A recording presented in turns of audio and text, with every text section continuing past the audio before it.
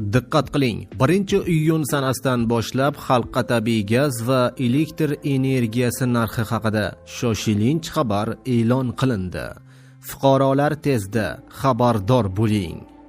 Hurmatli tomoshabinlar, videoroliklarimizni o'tkazib yubormaslik uchun hoziroq like bosib, kanalimizga obuna bo'lishni unutmang.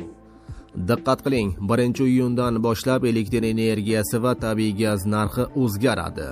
Hukumatning o'tgan yilgi qarorida har yili 1-maydan boshlab elektr energiyasi va tabiiy gazning narxi 10% dan yuqori bo'lmagan miqdorda indikatsiya qilib borilishi belgilangandi.